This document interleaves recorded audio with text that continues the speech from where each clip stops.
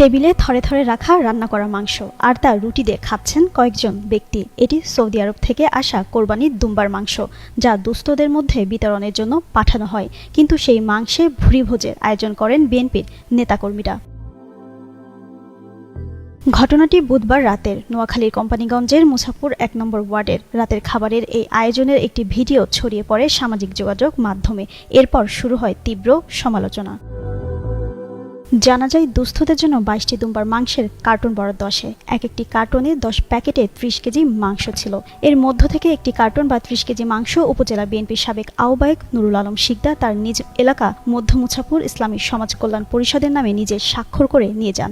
যদিও এই সংগঠনের এক সদস্য বলছেন ভিন্ন কথা। আগে ধরেন আমরা জোট সরকার আমলে দুম্বা পাইছিলাম ৩টা, এভাবে করে আমরা অনেক সময় পাইছি, খাজুর পাইছিলাম, মানে বিভিন্ন সময় অনেক কিছু। আজকে কিছু পাইনি, আজকে কিছু আসে না ভাইয়া। আপনাদের মনে হয় একই সংগঠনের মনে কার্যক্রম চালান কেন? আমরা জামাত ইসলাম, আমরা তো সালমিয়াত, আমরা জনগণ একই সমাজের লোক, বুঝছেন? উনি তো করে বিএনপি, আর আপনারা তো মনে হয় জামাতের সাথে সম্পৃক্ত। জি, আমরা আমাদের সাথে সম্পর্কিত। তবে নুরুল আলম শিকদার বলেন, এটি জামায়াত ইসলামী সমর্থিত সংগঠন নয়। এমনকি এই কার্টুনের মাংসের প্যাকেট বিএনপি জামায়াতের একাধিক নেতা নিয়েছেন বলেও দাবি তার। ওখানে আমি নিজে উপস্থিত ছিলাম যে ওখানে ওইটার নামে কোনো বরাদ্দ ছিল না। আমি বললাম যে আমাদের সমাজের জন্য একটা এক কার্টন দেন। তো দিবার পরে আমার ওই কার্টন থেকে আমাদের লিটনে 1 প্যাকেট নিচ্ছে, বুঝছেন? পরে আপনি শুনেন, এক প্যাকেট নিছে। তারপরে আমাদের মোশারেফ ভাই, জামাতের মোশারেফ ভাই আমার কাছ থেকে 1 প্যাকেট নিছে, বুঝছেন?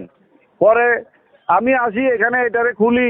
আমি আমার নিজের জন্য 2 প্যাকেট দিছিল, বুঝছেন? ওখানে আমার নিজের জন্য 2 প্যাকেট দিছিল। পরে আমি 1 প্যাকেট দিছি, বাকি 2 প্যাকেট না 3 প্যাকেট আছে। এগুলো আমি আমাদের ওই যে সমাজ কল্যাণের এগুলো যে অফিসের দোয়ানে আছে, আমি সমাধি এগুলো বললাম যে তোরা এগুলো রান্ধি, ব্যাগে খা, রুটি পরোটা আনতে যাটা লাগে ব্যাগ খাই দিমু।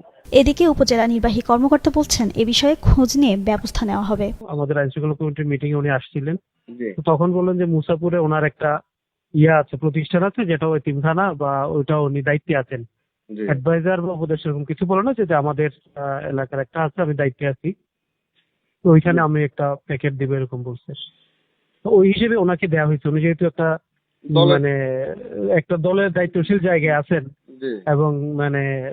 এবং আরেকটা প্রতিষ্ঠানের দায়িত্বের কথা বলছে, ওইটুকু থেকে ওনার প্রতি থেকে বলছে ঠিক আছে, তাহলে আপনি এটা পৌঁছে দিয়ে ওইভাবে উনি স্বাক্ষর করে নিচ্ছে। জিনাত আরা ঋতু, যুগান্ত নিউজ।